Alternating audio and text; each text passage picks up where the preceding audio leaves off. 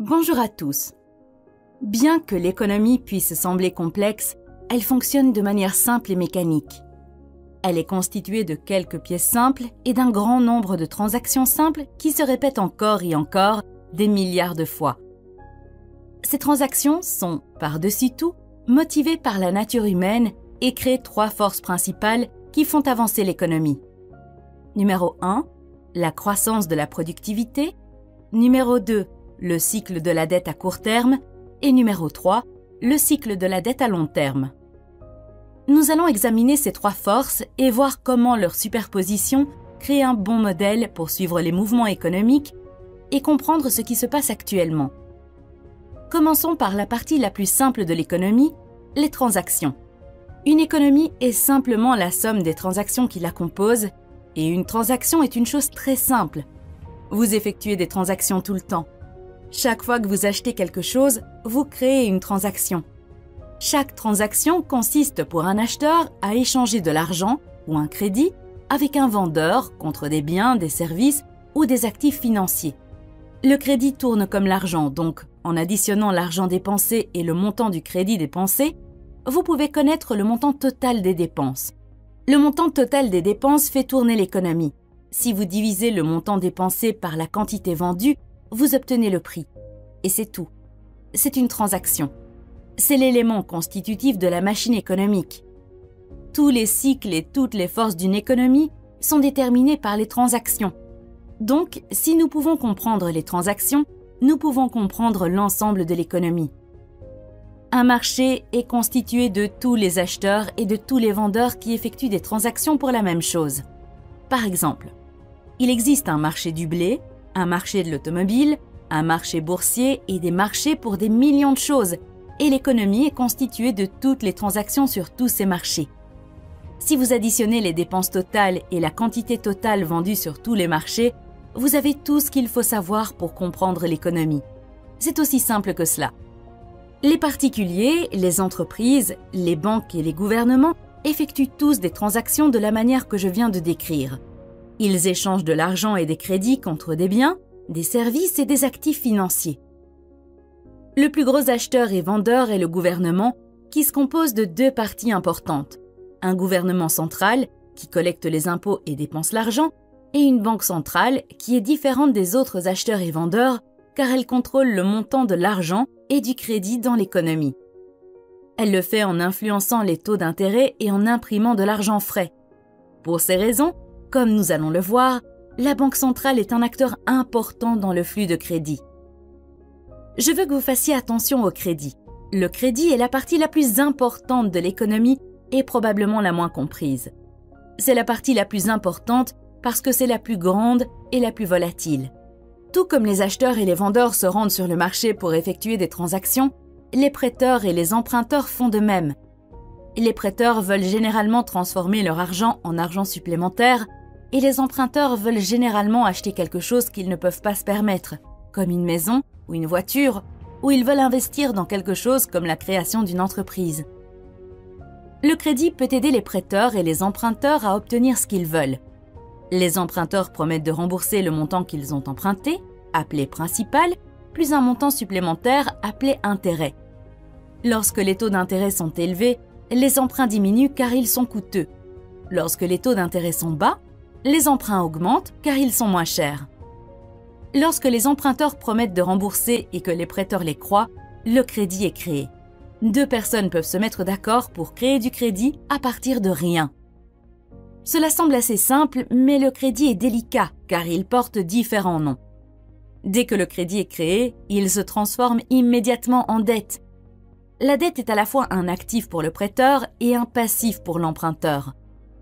À l'avenir, lorsque l'emprunteur remboursera le prêt plus les intérêts, l'actif et le passif disparaîtront et la transaction sera réglée. Pourquoi le crédit est-il si important? Parce que lorsqu'un emprunteur reçoit un crédit, il est en mesure d'augmenter ses dépenses. Et n'oubliez pas que les dépenses sont le moteur de l'économie. En effet, les dépenses d'une personne sont le revenu d'une autre personne. Pensez-y, chaque dollar que vous dépensez, quelqu'un d'autre le gagne. Et chaque dollar que vous gagnez, quelqu'un d'autre l'a dépensé. Ainsi, lorsque vous dépensez plus, quelqu'un d'autre gagne plus.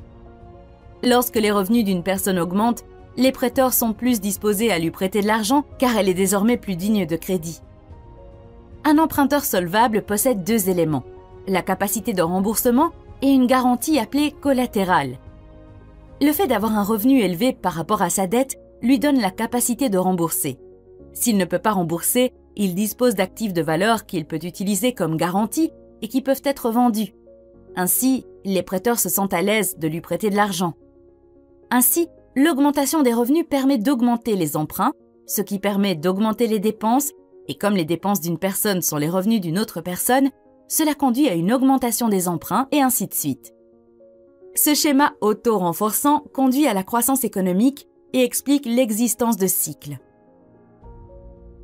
Dans une transaction, vous devez donner quelque chose pour obtenir quelque chose, et ce que vous obtenez dépend de ce que vous produisez. Au fil du temps, nous apprenons et les connaissances accumulées augmentent notre niveau de vie. Nous appelons cela la croissance de la productivité.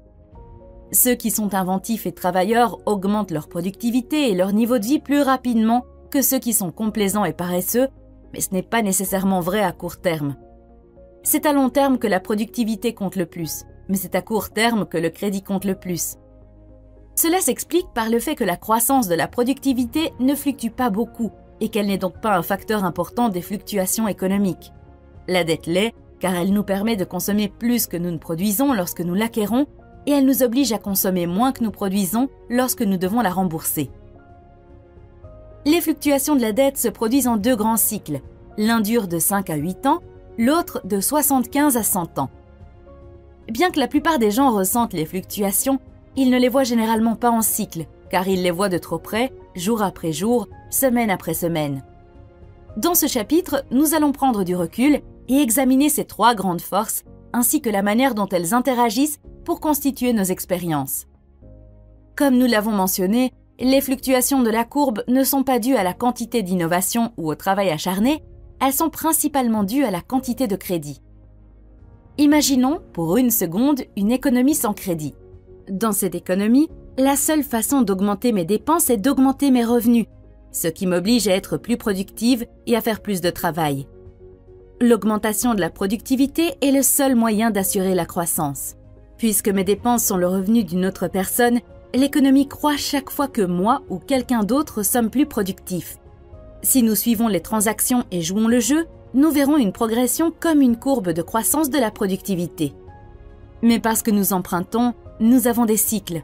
Cela n'est pas dû à des lois ou à des réglementations, mais à la nature humaine et à la façon dont le crédit fonctionne. Pensez à l'emprunt comme à un simple moyen de faire avancer les dépenses. Pour acheter quelque chose que vous ne pouvez pas vous permettre, vous devez dépenser plus que ce que vous gagnez. Pour ce faire, vous devez essentiellement emprunter à votre futur moi. Ce faisant, vous créez un moment dans le futur où vous devez dépenser moins que ce que vous gagnez pour pouvoir rembourser. Cela ressemble très vite à un cycle. En gros, chaque fois que vous empruntez, vous créez un cycle. Ceci est aussi vrai pour un individu que pour l'économie.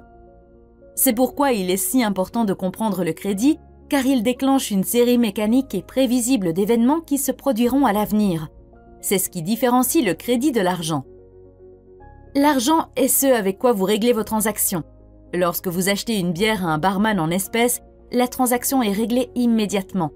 Mais lorsque vous achetez une bière à crédit, c'est comme si vous régliez une note de bar. Vous dites que vous promettez de payer à l'avenir. Ensemble, vous et le barman créez un actif et un passif. Vous venez de créer un crédit à partir de rien. Ce n'est que lorsque vous payez la note du bar plus tard que l'actif et le passif disparaissent, que la dette s'efface et que la transaction est réglée. La réalité est que la plupart de ce que les gens appellent argent est en fait du crédit. Le montant total du crédit aux États-Unis est d'environ 50 000 milliards de dollars et le montant total de l'argent n'est que d'environ 3 000 milliards de dollars. Rappelez-vous, dans une économie sans crédit, la seule façon d'augmenter vos dépenses est de produire davantage. Mais dans une économie avec crédit, vous pouvez également augmenter vos dépenses en empruntant. Par conséquent, une économie avec crédit a plus de dépenses et permet aux revenus d'augmenter plus rapidement que la productivité à court terme, mais pas à long terme. Maintenant, ne vous méprenez pas, le crédit n'est pas nécessairement quelque chose de mauvais qui ne fait que provoquer des cycles. Il est mauvais lorsqu'il finance une surconsommation qui ne peut être remboursée. En revanche, il est bon lorsqu'il permet d'allouer efficacement les ressources et de produire des revenus, afin que vous puissiez rembourser votre dette. Par exemple, si vous empruntez de l'argent pour acheter un gros téléviseur, cela ne génère pas de revenus vous permettant de rembourser la dette. Mais si vous empruntez de l'argent pour, par exemple, acheter un tracteur, et que ce tracteur vous permet de récolter davantage et de gagner plus d'argent, vous pouvez rembourser votre dette et améliorer votre niveau de vie. Dans une économie avec crédit, nous pouvons suivre les transactions et voir comment le crédit crée de la croissance. Laissez-moi vous donner un exemple. Supposons que vous gagnez 100 000 $ par an et que vous n'avez aucune dette. Vous êtes suffisamment solvable pour emprunter 10 000 $, disons, sur une carte de crédit. Vous pouvez donc dépenser 110 000 $, même si vous n'avez gagné que 100 000 $. Puisque vos dépenses représentent le revenu d'une autre personne, quelqu'un gagne 110 000 $. La personne qui gagne 110 000 $ sans dette peut emprunter 11 000 $, ce qui lui permet de dépenser 121 000 $, même si elle n'a gagné que 110 000 $. Ces dépenses sont le revenu d'une autre personne, et en suivant les transactions, nous pouvons commencer à voir comment ce processus fonctionne dans un schéma auto-renforçant. Mais n'oubliez pas que l'emprunt crée des cycles, et que si le cycle monte, il doit éventuellement redescendre. Cela nous mène au cycle de la dette à court terme. Lorsque l'activité économique augmente, nous assistons à une expansion, la première phase du cycle d'endettement à court terme. Les dépenses continuent d'augmenter et les prix commencent à monter. Cela se produit parce que l'augmentation des dépenses est alimentée par le crédit qui peut être créé instantanément à partir de rien. Lorsque le montant des dépenses et des revenus augmente plus rapidement que la production de biens, les prix augmentent. Lorsque les prix augmentent, on parle d'inflation. La Banque centrale ne veut pas d'une inflation trop importante car elle cause des problèmes. En voyant les prix augmenter, elle augmente les taux d'intérêt. Avec des taux d'intérêt plus élevés, moins de personnes peuvent se permettre d'emprunter de l'argent et le coût des dettes existantes augmente. Imaginez que les paiements mensuels de votre carte de crédit augmentent. Comme les gens empruntent moins et ont des remboursements de dettes plus élevés, il leur reste moins d'argent à dépenser et les dépenses ralentissent. Et comme les dépenses d'une personne sont le revenu d'une autre personne, les revenus diminuent et ainsi de suite. Lorsque les gens dépensent moins, les prix baissent. On appelle cela la déflation. L'activité économique diminue et nous avons une récession. Si la récession devient trop grave et que l'inflation n'est plus un problème, la Banque centrale baisse les taux d'intérêt pour que tout reparte. Avec des taux d'intérêt bas, les remboursements de la dette sont réduits, les emprunts et les dépenses reprennent et nous assistons à une nouvelle expansion. Comme vous pouvez le constater, l'économie fonctionne comme une machine. Dans le cycle de la dette à court terme, les dépenses ne sont limitées que par la volonté des prêteurs et des emprunteurs de fournir et de recevoir du crédit. Lorsque le crédit est facilement disponible, il y a une expansion économique. Lorsque le crédit n'est pas facilement disponible, il y a une récession. Et notez que ce cycle est contrôlé principalement par la Banque centrale. Le cycle de la dette à court terme dure généralement 5 à 8 ans et se répète pendant des décennies. Mais remarquez que le bas et le haut de chaque cycle se terminent avec une croissance plus forte que le cycle précédent et avec plus de dettes. Pourquoi ? Parce que les gens la poussent. Ils ont tendance à emprunter et à dépenser davantage au lieu de rembourser leurs dettes. C'est la nature humaine. C'est pourquoi, sur de longues périodes, les dettes augmentent plus vite que les revenus, créant ainsi le cycle de la dette à long terme. Bien que les gens soient de plus en plus endettés, les prêteurs accordent encore plus librement des crédits. Pourquoi ? Parce que tout le monde pense que tout va bien. Les gens se concentrent uniquement sur ce qui s'est passé dernièrement. Et que s'est-il passé dernièrement ? Les revenus ont augmenté. La valeur des actifs augmente. Le marché boursier rugit. C'est un boom. Il est payant d'acheter des biens, des services et des actifs financiers avec de l'argent emprunté. Quand les gens font beaucoup cela, on appelle cela une bulle. Ainsi, même si les dettes ont augmenté, les revenus ont augmenté presque aussi vite pour les compenser. Appelons le rapport entre la dette et le revenu le fardeau de la dette. Tant que les revenus continuent d'augmenter, le poids de la dette reste gérable. Dans le même temps, la valeur des actifs s'envole. Les gens empruntent d'énormes sommes d'argent pour acheter des actifs en tant qu'investissement, ce qui fait monter leur prix encore plus haut. Les gens se sentent riches.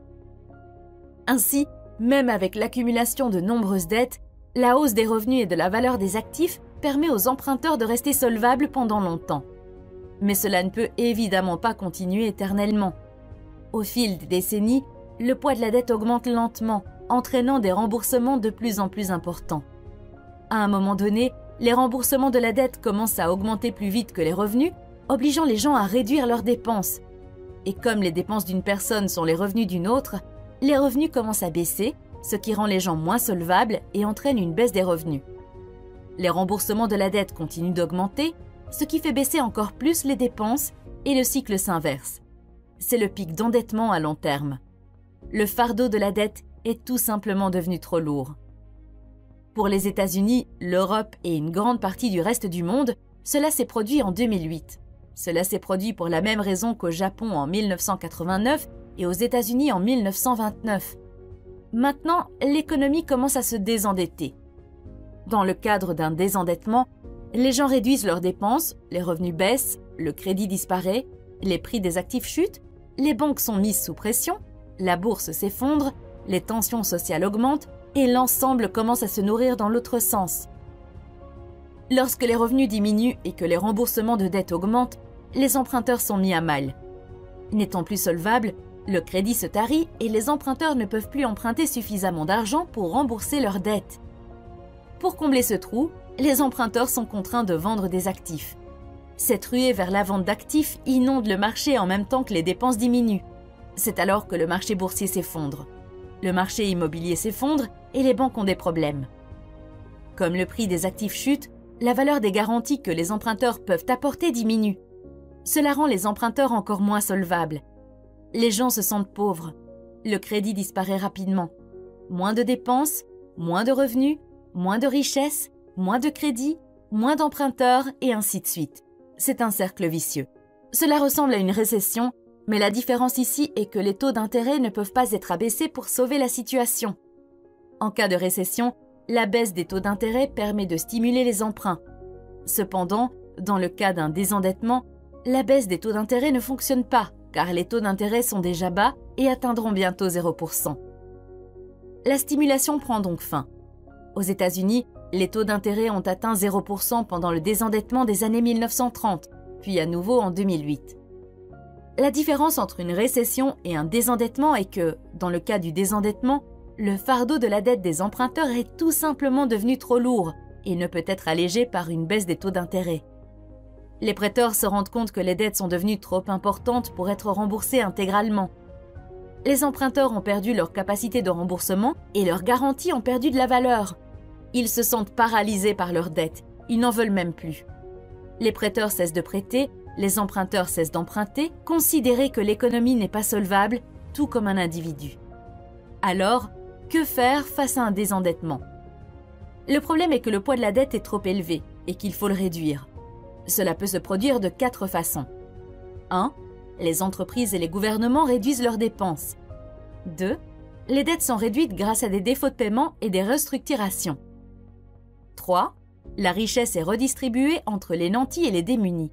Et enfin 4. La Banque centrale imprime de la nouvelle monnaie. Ces 4 méthodes ont été utilisées dans tous les cas de désendettement de l'histoire moderne. En général, les dépenses sont réduites en premier. Comme nous venons de le voir, les gens, les entreprises et même les gouvernements se serrent la ceinture et réduisent leurs dépenses afin de pouvoir rembourser leurs dettes. C'est ce qu'on appelle souvent l'austérité. Lorsque les emprunteurs cessent de contracter de nouvelles dettes et commencent à rembourser les anciennes, on pourrait s'attendre à ce que la charge de la dette diminue, mais c'est le contraire qui se produit, car les dépenses sont réduites et les dépenses d'un homme étant le revenu d'un autre homme, cela entraîne une baisse des revenus. Ils chutent plus vite que les dettes ne sont remboursées et la charge de la dette s'aggrave en fait. Comme nous l'avons vu, cette réduction des dépenses est déflationniste et douloureuse. Les entreprises sont obligées de réduire leurs coûts, ce qui signifie moins d'emplois et un chômage plus élevé. Cela conduit à l'étape suivante, les dettes doivent être réduites. De nombreux emprunteurs se retrouvent dans l'incapacité de rembourser leurs prêts et les dettes d'un emprunteur sont les actifs d'un prêteur. Lorsqu'un emprunteur ne rembourse pas la banque, les gens craignent que la banque ne soit pas en mesure de les rembourser et ils se précipitent pour retirer leur argent de la banque. Les banques sont mises à mal et les gens, les entreprises et les banques ne remboursent pas leurs dettes. Cette grave contraction économique est une dépression. Une grande partie de la dépression est due au fait que les gens découvrent qu'une grande partie de ce qu'ils croyaient être leur richesse n'existe pas vraiment. Revenons au bar. Lorsque vous achetez une bière et la mettez sur la note du bar, vous promettez de rembourser le barman. Votre promesse est devenue un actif du barman. Mais si vous ne respectez pas votre promesse, si vous ne le remboursez pas et ne payez pas votre note, l'actif qu'il possède ne vaut plus rien. Il a fondamentalement disparu. De nombreux prêteurs ne veulent pas que leur actif disparaisse et acceptent une restructuration de la dette.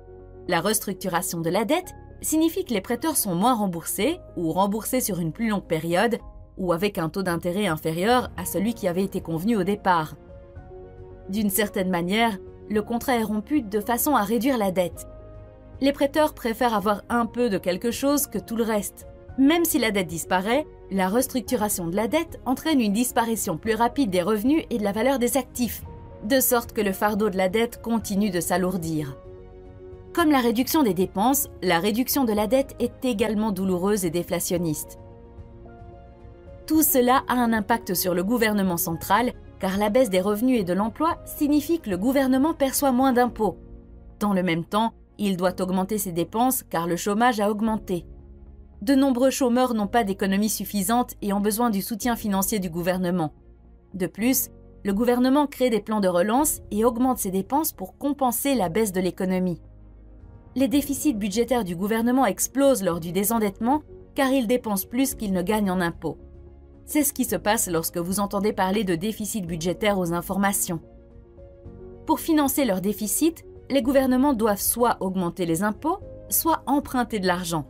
Mais avec la baisse des revenus et le nombre élevé de chômeurs, d'où viendra l'argent? Des riches. Puisque les gouvernements ont besoin de plus d'argent et que la richesse est fortement concentrée dans les mains d'un petit pourcentage de la population, les gouvernements augmentent naturellement les impôts sur les riches, ce qui facilite une redistribution de la richesse dans l'économie, des riches vers les pauvres.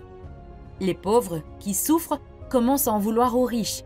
Les riches nantis, mis à mal par la faiblesse de l'économie, la chute du prix des actifs et l'augmentation des impôts, commencent à en vouloir aux démunis. Si la dépression se poursuit, le désordre social peut éclater. Non seulement les tensions augmentent au sein des pays, mais elles peuvent aussi augmenter entre les pays, en particulier les pays débiteurs et créditeurs. Cette situation peut conduire à des changements politiques qui peuvent parfois être extrêmes. Dans les années 30, cela a conduit à l'arrivée au pouvoir d'Hitler, à la guerre en Europe et à la dépression aux États-Unis. La pression pour faire quelque chose afin de mettre fin à la dépression augmente. Rappelez-vous, la plupart de ce que les gens considéraient comme de l'argent était en fait du crédit. Donc, lorsque le crédit disparaît, les gens n'ont pas assez d'argent. Les gens ont désespérément besoin d'argent. Et vous vous souvenez qui peut imprimer de l'argent? La Banque centrale le peut. Ayant déjà abaissé ses taux d'intérêt à presque zéro, elle est obligée d'imprimer de l'argent. Contrairement à la réduction des dépenses, à la réduction de la dette et à la redistribution des richesses, l'impression de monnaie est inflationniste et stimulante. Inévitablement, la Banque centrale imprime de l'argent frais à partir de rien et l'utilise pour acheter des actifs financiers et des obligations d'État. C'est ce qui s'est passé aux États-Unis pendant la Grande Dépression et à nouveau en 2008, lorsque la Banque centrale des États-Unis, la Réserve fédérale, a imprimé plus de 2000 milliards de dollars. Les autres banques centrales du monde qui le pouvaient ont également imprimé beaucoup d'argent. En achetant des actifs financiers avec cet argent, on contribue à faire monter le prix des actifs, ce qui rend les gens plus solvables. Cependant, cela n'aide pas ceux qui possèdent des actifs financiers. Vous voyez, la Banque centrale peut imprimer de l'argent, mais elle ne peut acheter que des actifs financiers. Le gouvernement central, quant à lui, peut acheter des biens et des services et mettre de l'argent dans la main des gens, mais il ne peut pas imprimer de l'argent. Ainsi, pour stimuler l'économie, les deux doivent coopérer. En achetant des obligations d'État, la Banque centrale prête essentiellement de l'argent au gouvernement, ce qui lui permet d'enregistrer un déficit et d'augmenter les dépenses en biens et services grâce à ses programmes de relance et aux allocations de chômage. Cela augmente les revenus des gens ainsi que la dette de l'État. Cependant, cela diminuera le poids total de la dette de l'économie. C'est une période très risquée. Les responsables politiques doivent trouver un équilibre entre les 4 façons de réduire la charge de la dette. Les méthodes déflationnistes doivent s'équilibrer avec les méthodes inflationnistes afin de maintenir la stabilité. S'il est correctement équilibré, il peut y avoir un beau désendettement. Vous voyez, un désendettement peut être laid, ou il peut être beau. Comment un désendettement peut-il être beau? Même si le désendettement est une situation difficile, gérer une situation difficile de la meilleure façon possible est beau. Beaucoup plus beau que les excès déséquilibrés et alimentés par la dette de la phase d'endettement. Dans un beau désendettement, les dettes diminuent par rapport aux revenus, la croissance économique réelle est positive et l'inflation n'est pas un problème. On y parvient en trouvant le bon équilibre. Le bon équilibre nécessite un certain mélange de réduction des dépenses, de réduction de la dette, de transfert de richesse et d'impression de monnaie, afin de maintenir la stabilité économique et sociale. Les gens demandent si l'impression de monnaie va augmenter l'inflation. Ce ne sera pas le cas si elle compense la baisse du crédit. N'oubliez pas que ce qui compte, ce sont les dépenses. $1 de dépenses payées en argent a le même effet sur les prix qu'un $1 de dépenses payées à crédit. En imprimant de l'argent, la Banque centrale peut compenser la disparition du crédit par une augmentation de la quantité d'argent. Pour renverser la situation, la Banque centrale doit non seulement stimuler la croissance des revenus, mais aussi faire en sorte que le taux de croissance des revenus soit supérieur au taux d'intérêt de la dette accumulée. Qu'est-ce que je veux dire par là? En gros, le revenu doit augmenter plus vite que la dette. Par exemple, supposons qu'un pays en phase de désendettement ait un ratio dette-revenu de 100%. Cela signifie que le montant de sa dette est égal au revenu annuel de l'ensemble du pays. Maintenant, pensez au taux d'intérêt sur cette dette. Disons qu'il est de 2%. Si la dette augmente de 2% en raison de ce taux d'intérêt et que les revenus n'augmentent que d'environ 1%, vous ne réduirez jamais le poids de la dette. Il faut imprimer suffisamment de monnaie pour que le taux de croissance des revenus soit supérieur au taux d'intérêt. Cependant, l'impression de monnaie peut facilement faire l'objet d'abus, car elle est très facile à réaliser et les gens la préfèrent aux autres solutions. L'essentiel est d'éviter d'imprimer trop de monnaie et de provoquer une inflation inacceptable, comme l'Allemagne l'a fait pendant son désendettement dans les années 1920. Si les responsables politiques parviennent à un bon équilibre, le désendettement n'est pas si dramatique. La croissance est lente, mais le poids de la dette diminue. C'est un beau désendettement. Lorsque les revenus commencent à augmenter, les emprunteurs commencent à paraître plus solvables, et lorsque les emprunteurs semblent plus solvables, les prêteurs recommencent à prêter de l'argent. Le poids de la dette commence enfin à diminuer. Pouvant emprunter de l'argent, les gens peuvent dépenser davantage. Finalement, l'économie recommence à croître, ce qui conduit à la phase de relance du cycle d'endettement à long terme. Bien que le processus de désendettement puisse être horrible s'il est mal géré, s'il est bien géré, il finira par régler le problème. Il faut environ une décennie ou plus pour que le poids de la dette diminue et que l'activité économique revienne à la normale, d'où le terme de décennie perdue. En conclusion, bien sûr, l'économie est un peu plus compliquée que ne le suggère ce modèle.